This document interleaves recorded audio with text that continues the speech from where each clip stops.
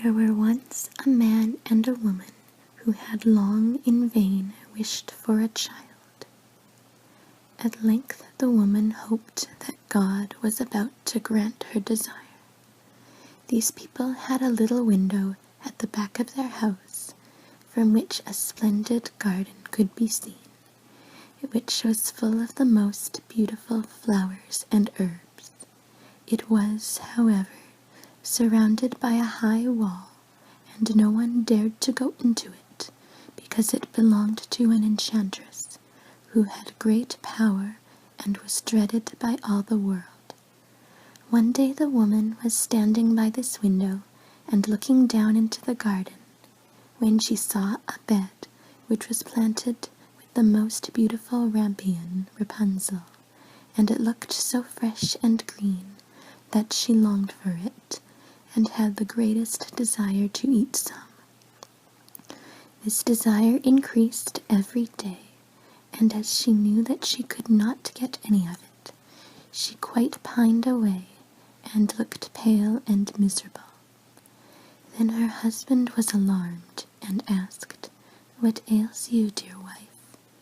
"Ah," she replied, "if I can't get some of the rampion which is in the garden behind our house to eat, I shall die."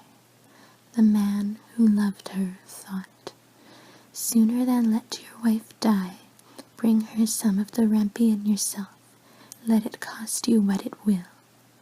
In the twilight of evening he clambered down over the wall into the garden of the enchantress, hastily clutched a handful of rampion, and took it to his wife.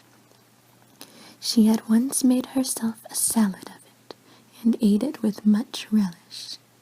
She, however, liked it so much, so very much, that the next day she longed for it 3 times as much as before. If he was to have any rest, her husband must once more descend into the garden. In the gloom of evening, therefore, he let himself down again, but when he had clambered down the wall, he was terribly afraid, for he saw the enchantress standing before him. "How can you dare," she said with angry look, "to descend into my garden and steal my rampion like a thief? You shall suffer for it." "Ah," answered he, "let mercy take the place of justice. I only made up my mind to do it out of necessity. My wife saw your rampion from the window, and felt such a longing for it that she would have died if she had not got some to eat." Then the enchantress allowed her anger to be softened, and said to him, "If the case be as you say, I will allow you to take away with you as much rampion as you will. Only I make one condition. You must give me the child which your wife will bring into the world. It shall be well treated, and I will care for it like a mother." The man in his terror consented to everything, and when the little one came to them, the enchantress appeared at once, gave the child the name of Rapunzel, and took it away with her. Rapunzel grew into the most beautiful child beneath the sun. When she was 12 years old, the enchantress shut her into a tower, which lay in a forest, and had neither stairs nor door, but quite at the top was a little window.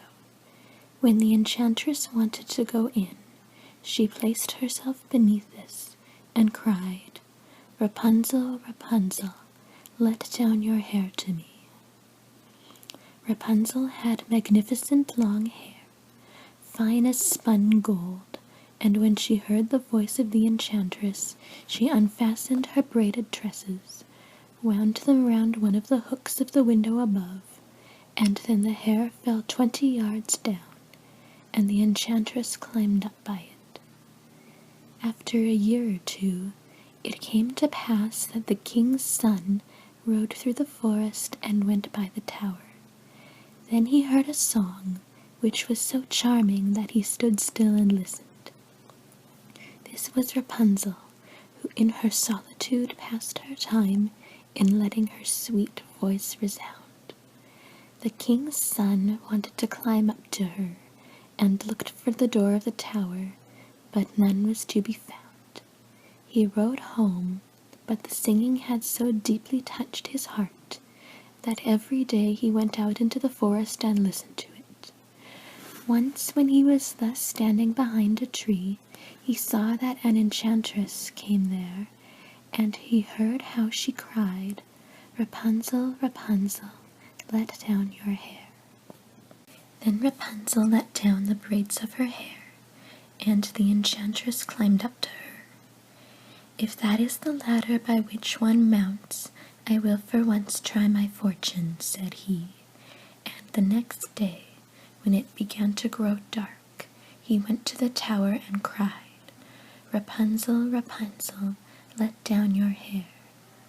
Immediately the hair fell down, and the king's son climbed up. At first Rapunzel was terribly frightened when a man such as her eyes had never yet beheld came to her. But the king's son began to talk to her quite like a friend, and told her that his heart had been so stirred that it had let him have no rest, and he had been forced to see her. Then Rapunzel lost her fear, and when he asked her if she would take him for a husband, and she saw that he was young and handsome, she thought, "He will love me more than old Dame Gothel does." And she said yes, and laid her hand in his. She said, "I will willingly go away with you, but I do not know how to get down. Bring with you a skein of silk every time that you come, and I will weave a ladder with it, and when that is ready I will descend, and you will take me on your horse." They agreed that until that time he should come to her every evening, for the old woman came by day.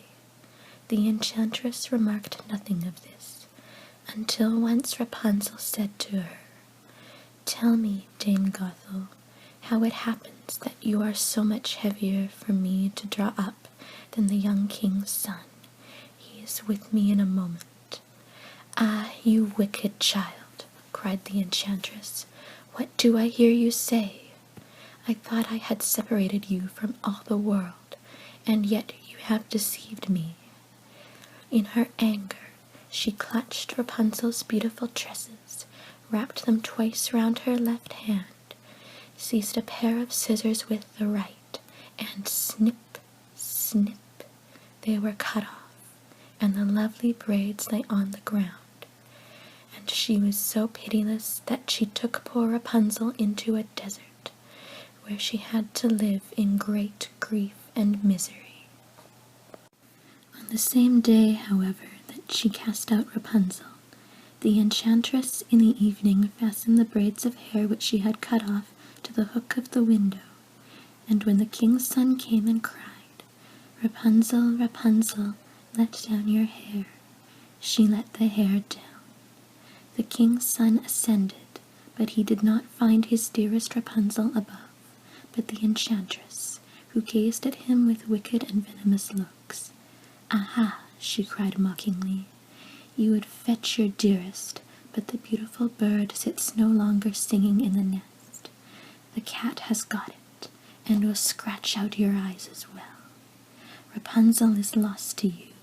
You will never see her more." The king's son was beside himself with pain, and in his despair he leapt down from the tower. He escaped with his life, but the thorns into which he fell pierced his eyes. Then he wandered quite blind about the forest, ate nothing but roots and berries, and did nothing but lament and weep over the loss of his dearest wife.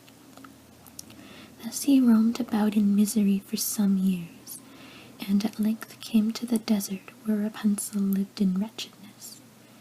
He heard a voice, and it seemed so familiar to him that he went towards it, and when he approached, Rapunzel knew him and fell on his neck and wept.